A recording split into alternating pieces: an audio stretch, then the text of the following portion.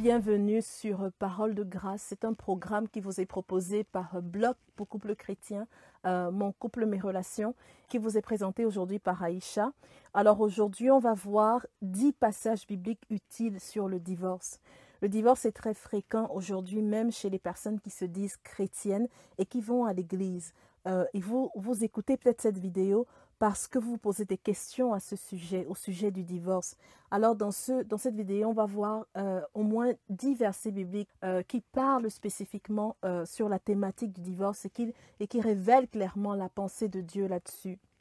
Le premier passage biblique se trouve dans Malachie au chapitre 2, versets 15 à 16, où la Bible dit, et c'est le Seigneur qui parle, « Veillez sur votre esprit et que personne ne trahisse la femme de sa jeunesse, car je déteste le divorce, dit l'Éternel, le Dieu d'Israël, et celui qui couvre son habit de violence, dit l'Éternel, le Maître de l'univers. Veillez sur votre esprit et ne commettez pas cette trahison. » Dans le Nouveau Testament, il y a plusieurs versets qui expriment la pensée de Dieu sur le divorce. Dans Matthieu 5, versets 31 à 32, il est dit, « Il a été dit, et c'est Jésus qui parle, que celui qui renvoie sa femme lui remette une lettre de divorce. Mais moi, je vous dis, celui qui renvoie sa femme, sauf pour cause d'infidélité, l'expose à devenir adultère.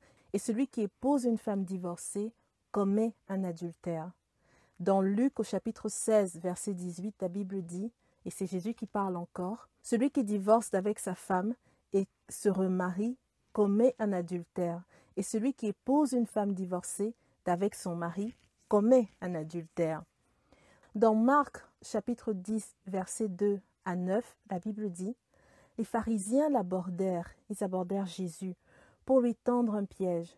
Ils lui demandèrent s'il est permis à un homme de divorcer de sa femme. Il leur dit, « Que vous a prescrit Moïse ?» Moïse, dirent-ils, nous a permis d'écrire une lettre de divorce et de renvoyer notre femme. Jésus leur dit, « C'est à cause de la dureté de votre cœur que Moïse vous a donné cette règle. Mais au commencement de la création, Dieu a fait l'homme et la femme. C'est pourquoi l'homme quittera son père et sa mère et s'attachera à sa femme, et les deux ne feront qu'un. Ainsi, ils ne sont plus deux, mais ils ne font qu'un.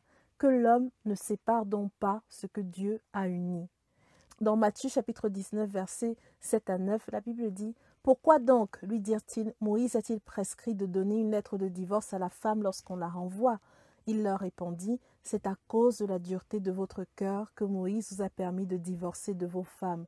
Au commencement, ce n'était pas le cas. Mais je vous dis, celui qui renvoie sa femme, sauf pour cause d'infidélité, et qui en épouse une autre, commet un adultère. Et celui qui épouse une femme divorcée, commet un adultère. » Dans le Nouveau Testament, il y a d'autres versets bibliques encore qui parlent spécifiquement du divorce. Et là, c'est Paul qui s'adresse aux Corinthiens et aux Romains aussi. On va lire ces versets. Dans 1 Corinthiens 7, versets 10 à 11, la Bible dit, « À ceux qui sont mariés, j'adresse, non pas moi, mais le Seigneur cette instruction, que la femme ne se sépare pas de son mari, et si elle est séparée de lui, qu'elle reste sans se remarier ou qu'elle se réconcilie avec son mari, et que le mari ne divorce pas de sa femme. » Là, c'est vraiment clair.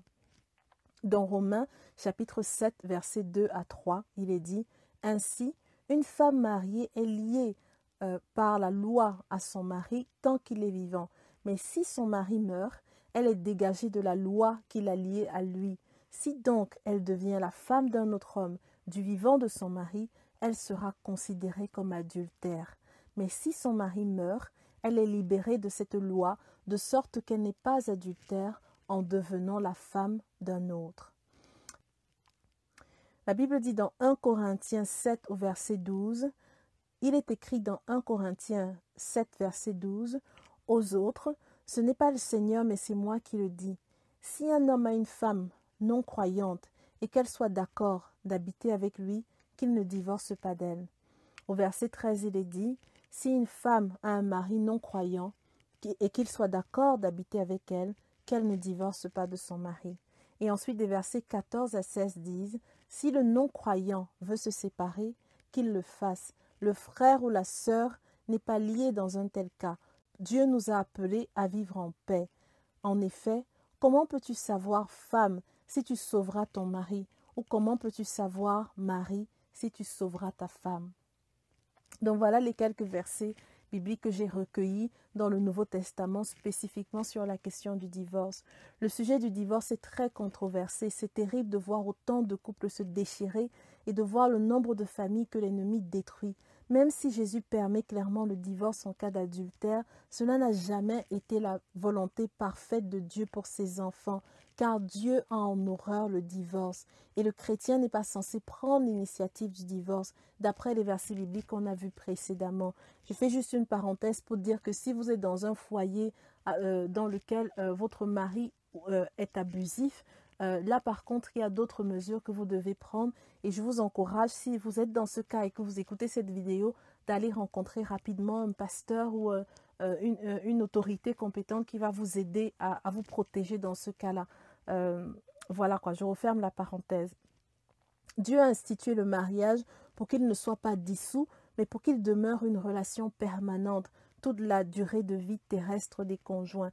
Alors si vous écoutez cette vidéo parce que vous considérez sérieusement l'option du divorce et que vous vouliez savoir qu'est-ce que Dieu dit à ce sujet, je voudrais profiter de cette vidéo pour vous dire que Dieu restaure encore aujourd'hui les mariages en difficulté et qu'il y a peut-être un espoir de réconciliation, un espoir de restauration pour vous, pour votre conjoint et pour votre mariage. Rien n'est impossible à Dieu. Le divorce facile n'est qu'un mensonge de l'ennemi. Souvent, on pense que divorcer, c'est sans grandes conséquences. On va souffrir un petit peu et puis voilà, c'est bon. Mais en réalité, le divorce affecte profondément non seulement les deux conjoints, mais les enfants et les deux familles qui étaient impliquées, mais aussi la société de façon plus générale. Sachez que Dieu peut restaurer votre couple et que Dieu a un plan pour votre mariage.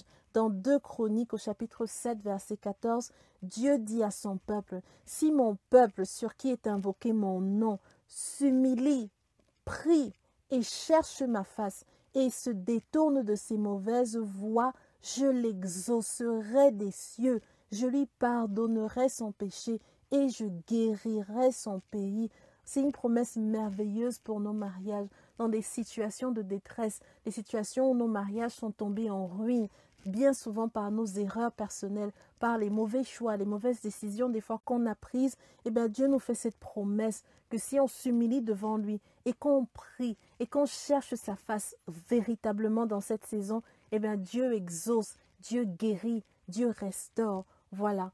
Donc, Dieu peut restaurer votre mariage. Dieu a un plan pour votre mariage. Ma prière pour vous aujourd'hui, c'est que votre mariage soit restauré dans cette saison où vous recherchez la volonté de Dieu pour votre vie au nom de Jésus. Amen. Et véritablement, je vous encourage, si vous connaissez des moments difficiles dans votre couple, je vous encourage à visiter mon blog. Il y a toute une série, il y a toute une section qui est réservée à la restauration du mariage. Et même sur cette chaîne YouTube, il y a pas mal de vidéos qui ont été consacrées spécifiquement à la restauration du mariage. Dieu peut restaurer votre mariage. Amen.